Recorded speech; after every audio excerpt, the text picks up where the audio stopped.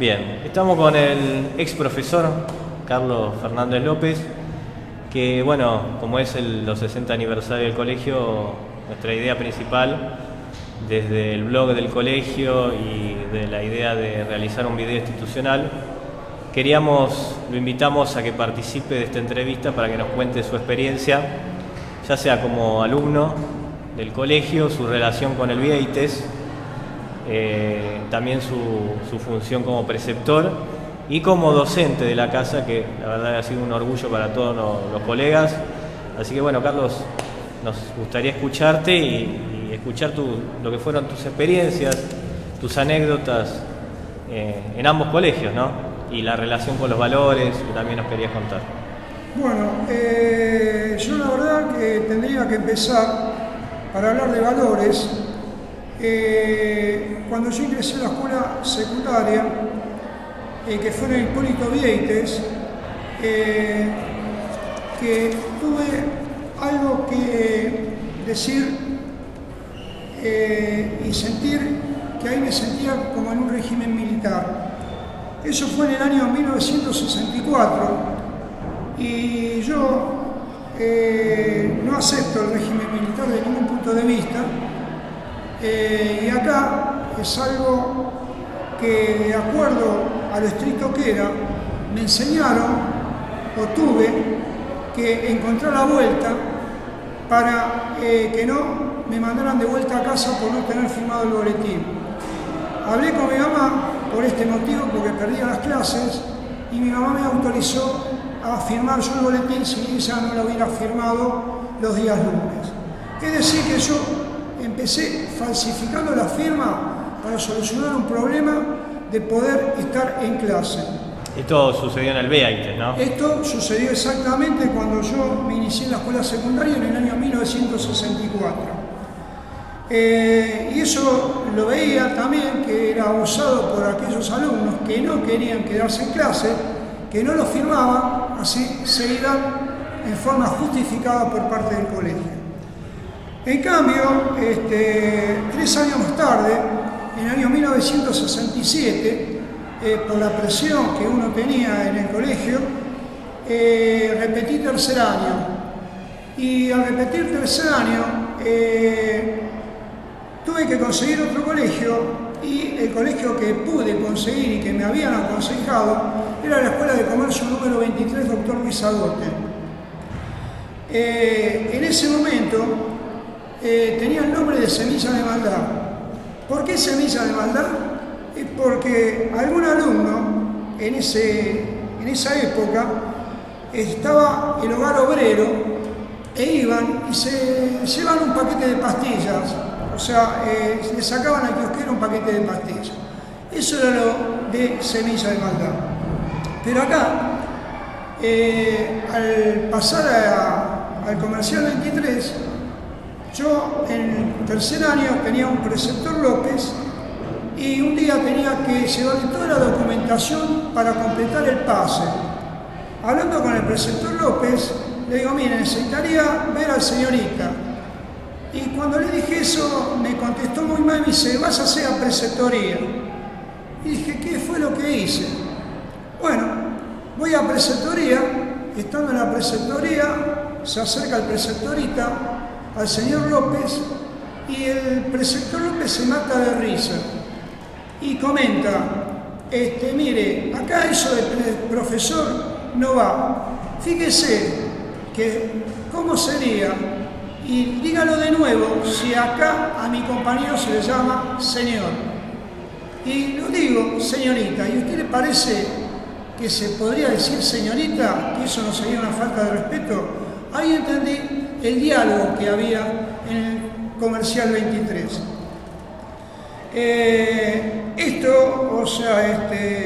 Puedo también tener buen recuerdo que yo estando en cuarto año, como había repetido, otra de las cosas que tengo, que ayudaba al preceptor a cuidar a alumnos de quinto año. También tengo patente, otra de las cosas, que en esa época, 2 o 3 años después, de la fecha que decimos, venían alumnos del Hipólito Viectes y de Carlos Pellegrini con pastillas de Gamesane y la prendían y la tiraban al establecimiento, rompiendo vidrios e incorporando esa pastilla para que generara humo en las aulas y que los alumnos salieran del establecimiento por problemas políticos de esa época. La verdad que estoy orgulloso, y también puedo decir de mis compañeros, la forma de haber trabajado el tema, teniendo en cuenta que ningún alumno salió del establecimiento. Solamente lo que hubo una vez es que el portón, donde se salían los alumnos que se agolpaban ahí, se cayó por la fuerza que tenía y el portón estaba viejo, pero absolutamente nada más. Como preceptor, ¿qué recordás? ¿Qué experiencia tuviste? Como preceptor, ¿te acordás? Como preceptor sí. Tengo muy buenas experiencias y también lo único que yo personalmente hice cuando hablé de preceptor es tratar de tener una igualdad ante cualquier alumno. Por eso tengo el apodo en ese momento de puré, porque tanto sancionaba a los alumnos de quinto año como a los alumnos de primero, porque me parecía que tiene que ser una ley aplicada para todos, ya sea de primero como de quinto. Como también otra anécdota que tengo y otro recuerdo que tengo, que nosotros controlábamos los baños durante el día y en las horas libres, y cuando nos acercábamos veíamos que del baño salían todos los alumnos corriendo. Eso se debía a que utilizaban el baño para poder fumar.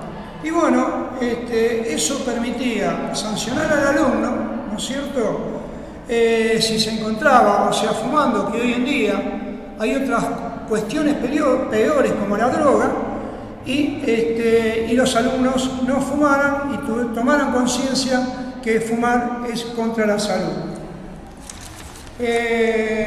Con respecto a tu última experiencia como docente, ¿qué consejos le podrías dar a tus colegas, a los preceptores, con respecto a tus experiencias anteriores, tanto como preceptor como docente? Más que todo por la situación actual en la que hoy se vive, ¿sí?, en la docencia. Ante todo quisiera mostrar un chiste que lo saqué de un diario en su época, lo que era en 1969, que se le indicaba al alumno por qué eran las notas bajas. En cambio, en el 2009, o sea, el alumno estaba sonriendo y la culpa era del docente. Eso está muy gráfico y hoy en día seguimos con la misma situación. Antes había premios y ahora no hay premios con respecto al alumno. Otra experiencia que podría decir es de premios y castigos. Antes estaban las amonestaciones y uno, con las amonestaciones, la persona que cometía una irregularidad, lo que estaba establecido como algo malo, se lo sancionaba. Y hoy en día, directamente al sacarse, solamente se habla, se comenta, se hace un escrito. Yo tuve un caso del alumno Galloso, que el primer día que lo tuve como docente, en los últimos años, del segundo año, entró en el aula tirándome la mochila al fondo, y también tenía que trabar la puerta con un escritorio para que el alumno no se escapara del aula. Recuerdo también que en esa época yo estaba como tutor y elevé una nota a la directora con 28 observaciones de todos los docentes preceptores y aconsejando que ese alumno tendría que ir a otro establecimiento específico para él, porque lo que se estaba haciendo es que el alumno bueno, el alumno que respondía, el alumno responsable, pedía el pase a otros colegios y él quedaba dentro del establecimiento. Por suerte, hubo una reunión de supervisión y director, que también ahí tengo una anécdota, que me pregunta el supervisor por qué consideraba que se tenía que cambiar del colegio y le comenté lo siguiente. Yo lo considero que es como si fuese una manzana podrida. Y el supervisor me dice, profesor, no diga eso. Entonces agarré, me levanté de la silla y di vuelta a la silla y me siento de nuevo y me presento no como docente, porque mi título no es docente, sino es contador público nacional, y le digo, yo lo que quiero son resultados. Y los resultados, le voy a pedir disculpas por decir manzana podrida, pensábamos que estábamos dentro de personas adultas y podía ser más gráfico con estas palabras. Entonces le voy a decir, como contador público, le repito, quiero resultados. Y le voy a dar el ejemplo. Si usted tiene un cajón de manzanas recién cosechadas, que se la limpia, se le saca brillo, se le pone un papel y hacemos un reemplazo de una manzana en ese estado y ponemos otra, y le voy a dar un término de acuerdo a lo que corresponde, una manzana en mal estado. Yo le doy ese cajón a usted y dentro de un mes me trae dicho cajón. Me gustaría saber el resultado de cómo estarían las otras manzanas. Hasta el día de la fecha estoy esperando que alguien me conteste sobre eso. Y una de las enseñanzas que me dejó esto es lo siguiente: uno tiene que dar premios y castigos. Premios para la persona que se porta bien, que estudia, y castigos para aquella persona que se porta mal y no estudia. Pero ojo, no es dejarlo fuera del sistema. Yo le dije a la supervisora en esa nota que había que colocarlo en otro establecimiento adecuado a esos problemas que tenía él, porque tenía muchos problemas, y proteger a aquella persona que estaba en el establecimiento, que quería estudiar y que quería portarse bien. Así no se perdía matrícula. Está bien. ¿Algún consejo que quieras dejarle a los docentes, a los alumnos dentro del colegio? Más que todo por tu experiencia, estos años que tuviste acá. Digo yo, después de tantos años, yo considero que, de mi punto de vista, armé una estructura informal. Uno como contador, hay dos tipos de estructura, la formal y la informal. La informal, ¿por qué? Porque yo considero que en la comunidad educativa somos personas, ya sea la autoridad máxima como la ordenanza. Entonces, si uno tenía una necesidad, esa necesidad tenía que ser solucionada, y no burocráticamente pedir permiso al director o al jefe de preceptores. A lo mejor una ordenanza lo solucionaba en el momento, y también uno, cuando algún preceptor ordenanza, directivo, necesitaba algo, uno siempre estuvo dispuesto. Porque este colegio a mí me dio mucha pertenencia. En los peores momentos de mi vida tuve una solución y estuve contenido por toda la comunidad educativa. El primer caso que puede ser es cuando yo perdí tercer año y me recibieron como alumno. El segundo es cuando yo estaba trabajando en una empresa que era fabricaciones militares y la cosa venía mal, nos costaba, yo como tesorero de la empresa, juntar el dinero a pagar sueldos. Entonces digo, voy a buscar otra cosa y vengo al colegio y me ofrecieron horas de clase y empecé a ir de nuevo a entrar en el comercial 23.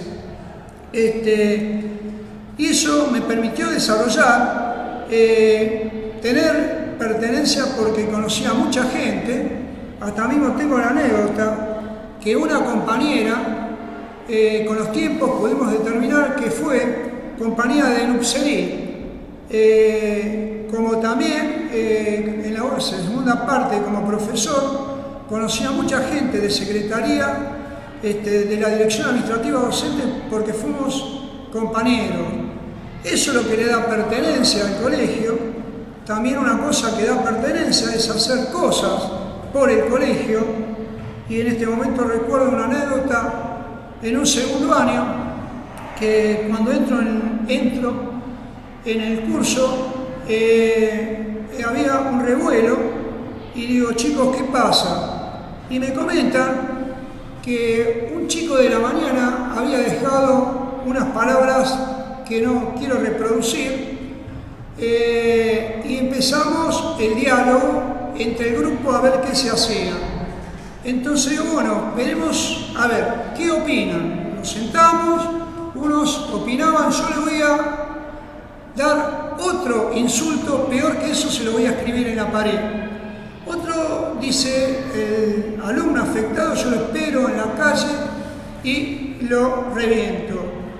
Un alumno del fondo, un alumno bajito, que fue compañero en primer año, dice, profesor, ¿y si venimos a pintar el aula el fin de semana?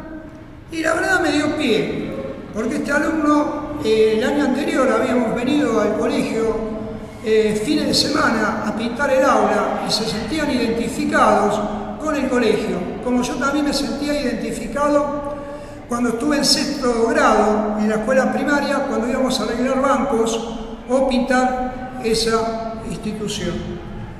De toda la discusión esa que se produce, llegamos al acuerdo de venir a pintar. Unos te decían, yo no voy a pintar porque tengo que pintar, no importa, usted viene, se la mate, otro hizo sándwich, otro jugó a la pelota, pero hasta la nena mía, en esa época que tenía 14, 15 años, vino y nos dio una mano. Como conclusión de esto y como moraleja, el aula quedó pintada hasta fin de año sin ninguna escritura. Y no hubo ningún problema entre los alumnos del insulto, o sea, de agarrarse a las manos. También puedo decir otras cosas que me vienen en mente en este momento. Venía para el comercial 23 y veo dos chicas que se están agarrando de las mechas y corro y la agarro a una de ellas, y un transeúnte también agarra a otra de la otra alumna que estaba en discusión. La pudimos separar, la alumna que el transeúnte la había separado corre y yo la agarro a la que yo había separado y la ingreso al colegio de la mano, y estaba la señorita vicedirectora y le indico lo que había sucedido. Me dice, bueno, deje a la alumna acá y vas a dar clase. Voy a dar clase y en el recreo me llama y me dice, hiciste mal. Y le pregunto por qué. Porque de esta forma, si vos la agarraste del brazo y la trajiste así, o sea, te podían acusar la madre de que yo la estaba acosando. Yo lo que pienso, o sea, como docente y como padre en ese momento, que una persona mayor tiene que poner la cara y no dejar que dos menores se peleen o que se lastimen. Eso es lo que pensé y lo voy a seguir haciendo. Bueno. También, a mí nunca me gustó hablar de política en el colegio, pero daba ejemplos relacionados a cosas cotidianas de la política, pero sin dar nombres. Por ejemplo, explicaba que con un gobierno, cuando se hacía la bajada para discapacitados, se tomaba solamente la rampa correspondiente al tamaño de la silla de ruedas de un discapacitado. En cambio, otro gobierno lo hacía toda la esquina. Entonces, cuando daba ese ejemplo, preguntaba, usted desde el punto de vista de costos, del punto de vista de los impuestos, ¿cuál sería conveniente? Y me dijeron la primera alternativa, porque era un costo menor al otro.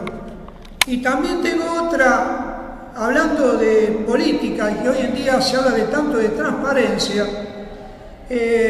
Yo, cuando se llegaba a las elecciones presidenciales, hacía un juego, un simulacro de elección.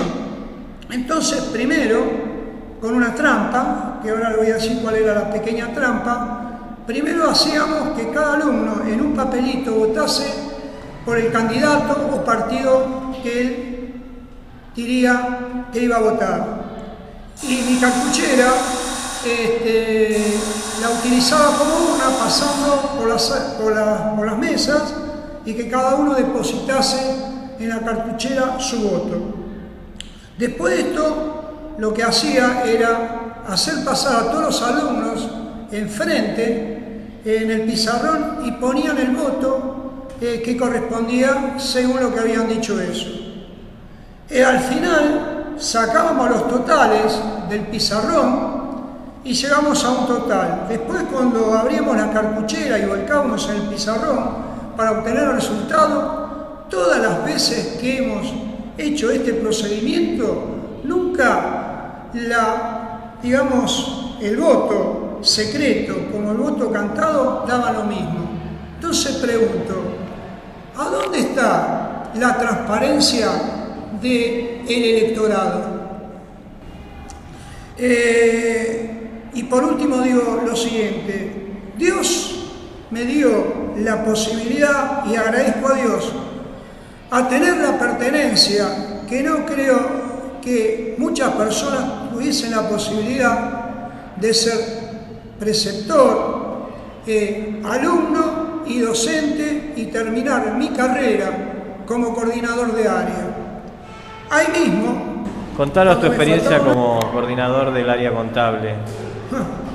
Bueno, la verdad que esto fue, me parece para mí, el broche que coronó mi estadía en el establecimiento, y se lo debo personalmente a la vicedirectora de ese momento, porque mi pensamiento, como me quedaba un año y pico para poderme jubilar, yo tenía en mente que el coordinador que siguiese tenía que tener un periodo más largo. Entonces le planteé el tema y me dice, no, vos tenés que seguir por tu puntaje, por toda tu experiencia, y poder dejar hacia tus docentes la opinión de cómo tendríamos que encarar algunas cosas como coordinador. Pensalo. Y le digo, también tengo otro problema, que yo no tengo tanta carga horaria para poder cubrir las horas. Y me dijo, mira, vos con tu puntualidad con las horas que pasás en el colegio, vos podrías venir una prehora, una octava hora. Total, sé que vos vas a estar una prehora, una octava hora y lo que sea necesario. Esto me hizo reflexionar y también me ayudó a pensar de poder pedir licencia en el Hipólito Vieites, que también fui docente, en unas horas que lamentablemente no podía yo dar clase por la falta de conducta de determinados alumnos en un curso. Bueno, y lo que aconsejaría es que se trate de mantener pertenencia con los docentes, pero esto es muy difícil en el sistema, porque para poder tener permanencia uno tiene que estar dentro del establecimiento, las 24 horas o digamos la carga horaria de todo un establecimiento. En cambio hoy en día hay docentes, como a mí me sucedió en la Misericordia, que tenía 4 horas y las 2 primeras horas siempre y nunca tuve un recreo. Como entraba, salía. Ahí nunca pude tener pertenencia. Y seguir también con proyectos que el alumno se sienta identificado con el colegio, como el proyecto del kiosco Luis Agote, que se permite identificar al alumno. Y ahora recuerdo otra anécdota de otro alumno en segundo año, que la mamá entró en el aula diciendo que el padre se había matado delante de la hermana y retiró a el otro hermanito. Fue muy difícil para él, para uno, y también poder recausarlo y que viniese al establecimiento y lo pudimos recuperar y terminar quinto año. Y otra satisfacción que he tenido de este alumno, que al tiempo que egresó, tercero o cuarto año de haber egresado, por medio de un compañero de él, me mandó una carta que estaba en Estados Unidos y se estaba desarrollando de acuerdo a la experiencia que tuvo en el kiosco en un negocio similar. Bueno, muchas gracias Carlos por esta entrevista y por tus experiencias que hoy nos compartiste. No, el agradecido soy yo. Siempre esta escuela va a estar abierta para vos, para cuando vengas y quieras compartir nuevas experiencias. Bueno, muchas gracias y suerte para todos. Gracias.